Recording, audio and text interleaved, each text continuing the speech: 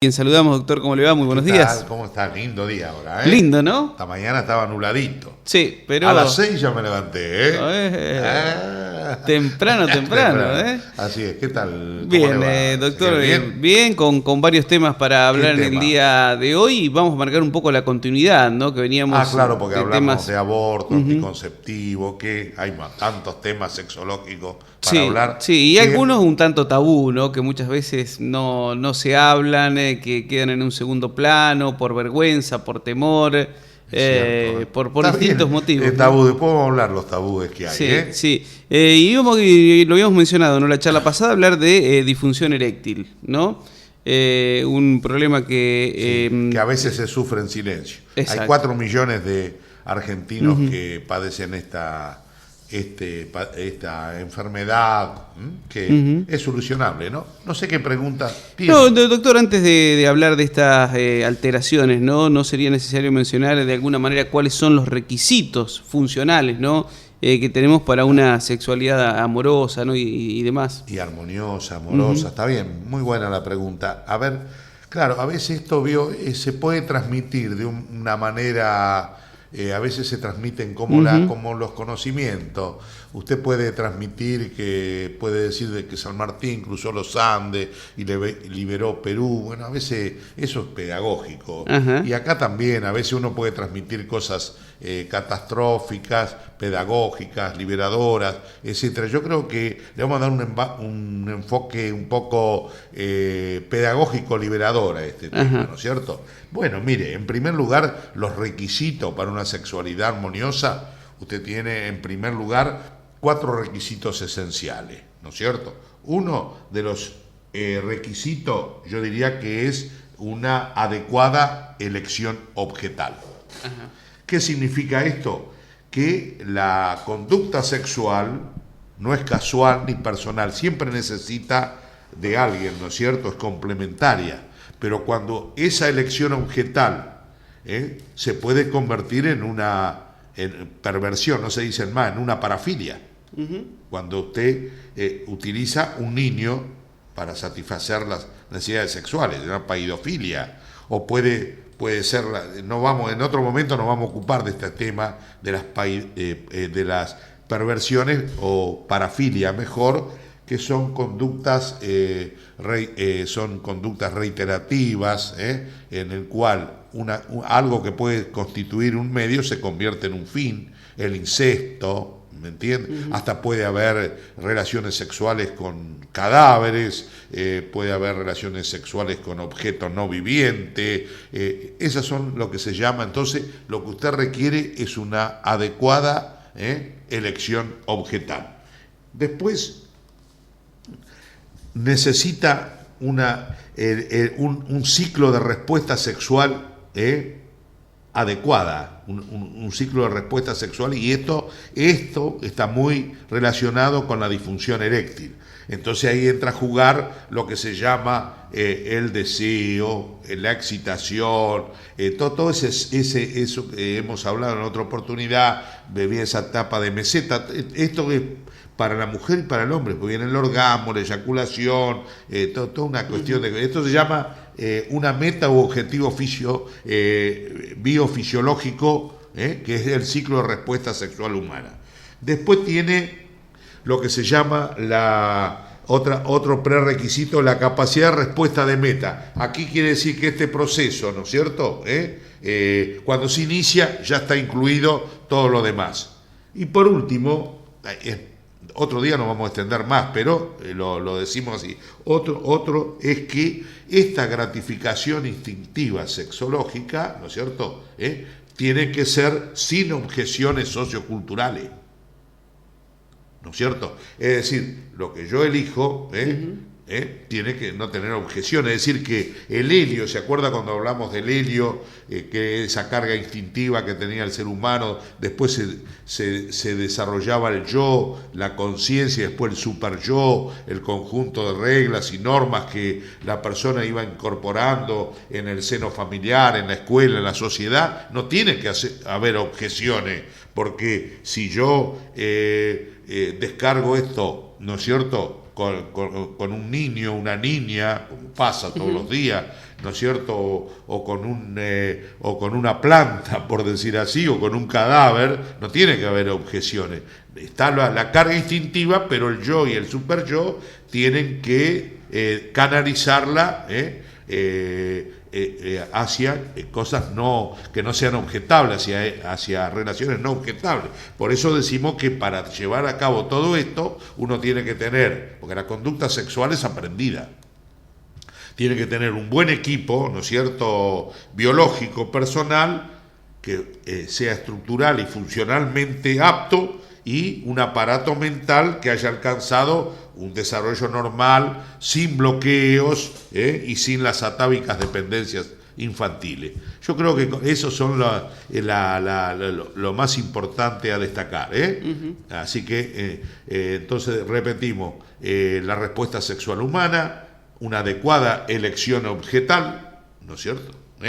No un niño, una niña, una planta, un animal. Ahí ya estamos en un delito. Claro. Un delito. Estamos en un delito en algunos casos, ¿no? Y debe haber, por eso le digo, gratificación instintiva sin objeciones socioculturales. Ya se convierte en un delito. Aunque estas conductas parafílicas a veces no son voluntarias. Sería tema de otra charla. Bien.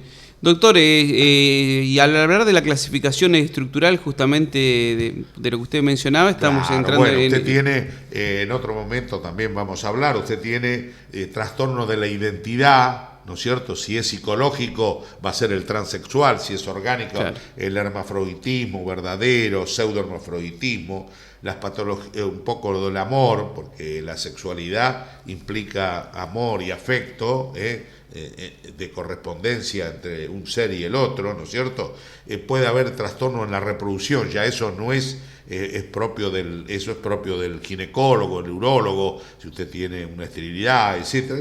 Y esto sí se refiere, lo otro, a la relación sexual, que puede ser, ¿no es cierto?, lo que dijimos nosotros, digamos así, cuantitativa, que es lo que usted me está preguntando, que sería la disfunción eréctil, y cualitativa, que son las parafilias, las perversiones que se conocían antes, y que son conductas que son reiterativas, ¿no es cierto?, estereotipadas, y donde lo que es un medio se convierte en un fin. Ya sabe, el exhibicionismo, el froteurismo, todo lo que existe al respecto. Ahora, con respecto a ya entrando directamente a la disfunción eréctil, ¿no es cierto? Como definición. Bueno, como le decía yo, es un trastorno en la respuesta sexual humana, en todo ese ciclo que dijimos. Puede haber trastorno en el cortejo, en el deseo, en la excitación, en la meseta, en el orgasmo, puede haber eyaculación precoz, eyaculación retardada, puede haber, por ejemplo, trastorno después en la función, donde, por ejemplo, la relación sexual implica dolor, por ejemplo, dispareunia, vaginismo, pero acá es la disfunción eréctil, que eso es la incapacidad, ¿no es cierto?, de alcanzar y mantener una erección el tiempo necesario para satisfacción de ambos. Porque usted puede tener una eyaculación precoz, que podemos hablar después, si quiere, el miércoles que viene. La erección es buena, pero la eyaculación precoz, entonces no hay satisfacción de la pareja. Entonces, ahí tiene entonces la definición de disfunción eréctil. Tiene una frecuencia altísima, y que muchas personas no después vamos a ver cuáles son los mitos, pero por vergüenza, por falsos prejuicios, no consulta. Hay más de 4 millones de argentinos que padecen disfunción eréctil. Si bien va apareciendo con la edad, no es necesariamente la disfunción eréctil propia de un envejecimiento normal. Hay como toda cuestión, hay que hacer un diagnóstico preciso y un tratamiento eficaz. Ahora, ¿cuáles son las causas, doctor? ¿Cuál es el origen, no? Bueno, hay causas, diríamos así, hay causas, puede ser primero la disfunción eréctil, puede ser primaria, alguien que nunca tuvo erección, y puede ser secundaria, que es la más frecuente. Ahora, puede ser secundaria, que puede haber problemas psicológicos. Recuerdo una vez, siempre se lo comento a los pacientes, viene alguien que tiene una disfunción eréctil y pone arriba el escritorio, hace bastante, 4 chiqueras, una persona que anda con 4 chiqueras, lo digo así, no digo que eso era, pero porque el ser humano siempre, acuérdense, es una unidad biológica, psicológica y social. Y bueno, entre las causas psicológicas vamos a mencionar la ansiedad de actuación, ¿no es cierto? O miedo a la actuación, depresión, estrés, autoestima disminuida, fobia, padecer o tener abusos sexuales, educación sexual inadecuada que existe, ya lo hemos hablado anteriormente, causas psicológicas y infinidad. Después están las causas orgánicas. Yo siempre digo que antes que atribuir una cuestión a las causas orgánicas, a las causas psicológicas, hay que descartar siempre lo orgánico. Usted puede tener un dolor en el pecho y puede ser por un ataque de pánico, pero también hay que descartar primero lo coronario. Y acá lo mismo, primero, entonces ver lo orgánico puede ser vascular, fundamental, puede ser hormonal, puede ser neurológico, y lo más importante es el factor. ¿Por qué? Porque la erección se da como poner una interacción donde intervienen infinidad de cosas, ¿no es cierto? Infinidad de hechos, ¿no es cierto?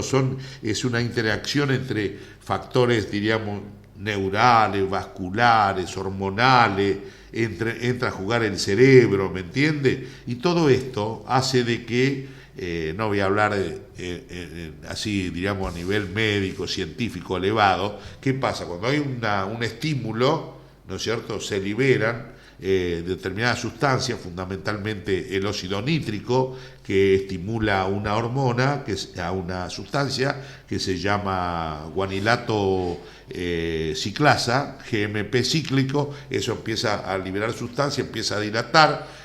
¿Por qué? Porque están las arterias que van a los cuerpos cavernosos, llaman arterias helicinas, son ramas de las arterias cavernosas. Entonces se dilata, eso se comprime contra la capa albuginea y permite la erección. Entonces es un sistema muy complejo que hay que estudiarlo. Pero por suerte hoy tiene solución en el 90% o más también de las disfunciones eréctiles, porque a veces si usted tiene una diabetes mal controlada, tiene una obstrucción de las arterias, hay que usar determinados métodos, ¿no?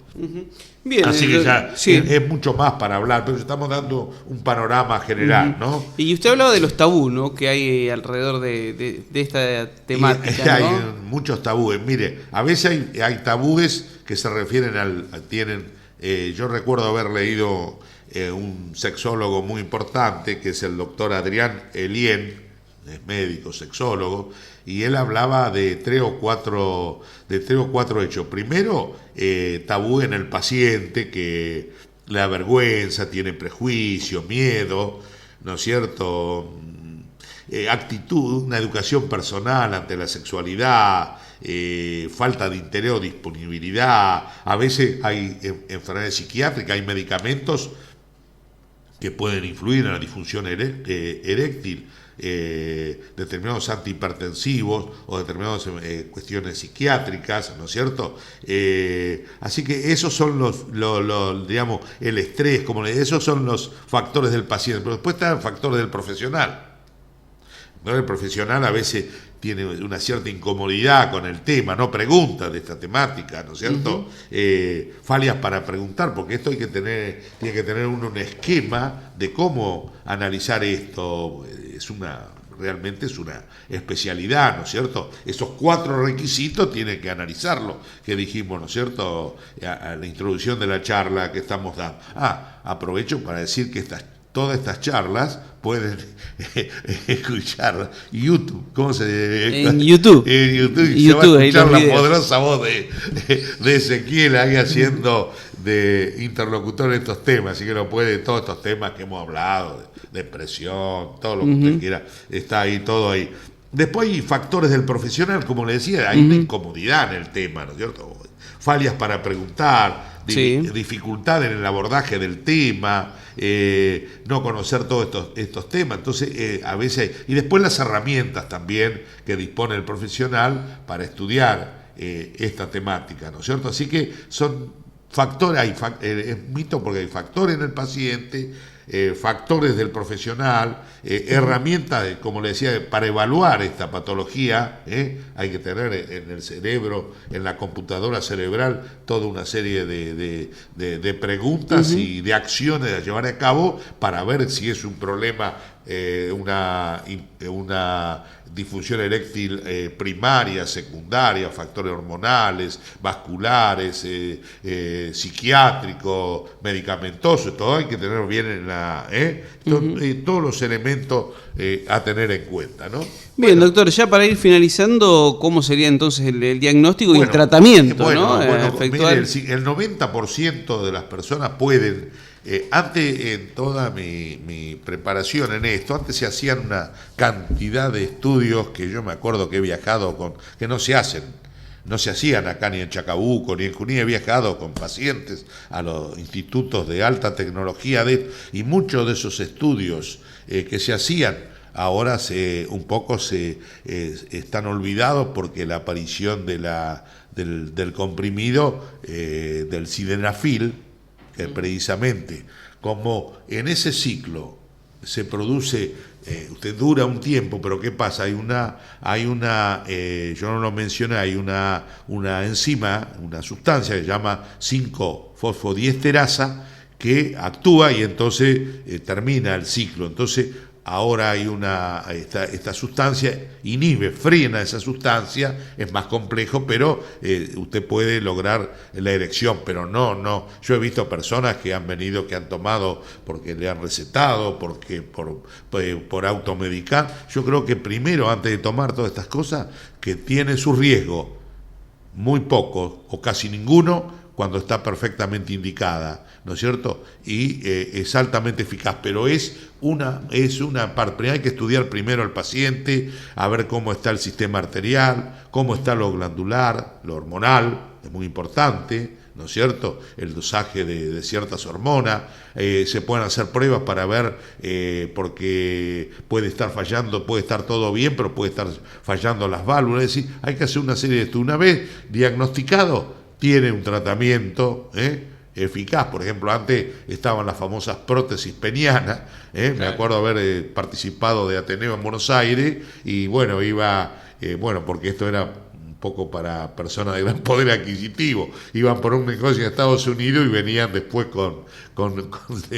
mucha potencia sexual cuando no la tenían antes de viajar, eran por las prótesis, pero hoy eso se usa muy poco, ¿no? Muy poco, y en manos muy expertas y ante situaciones clínicas, diagnósticas más complejas. Es mucho hablar, pero bueno, qué sé yo, si quiere, seguimos. No, seguro, hemos dado un pantallazo y lo importante, entonces, como usted refería, hablarlo el tema, consultarlo, y no encerrarse en el mismo, sin automedicarse. No automedicarse. Y bueno, hay tantos. Podemos hablar de eyaculación precoz, si le parece. Las parafilias, que es un tema bastante importante, he visto algunos casos. Usted decía no automedicarse, vulgarmente conocido como Viagra, ¿no? Claro, como se lo conoce. Viagra, ¿no? El Viagra masculino, porque está el femenino también, ¿no? Está en un proceso. El femenino, Claro, está en un proceso. Estudio, porque a veces puede haber disfunción eréctil en la persona por incompatibilidad con la pareja, por conflictos, es decir, es muy complejo todo esto, hay que ver todo esto. Muy bien. Bueno.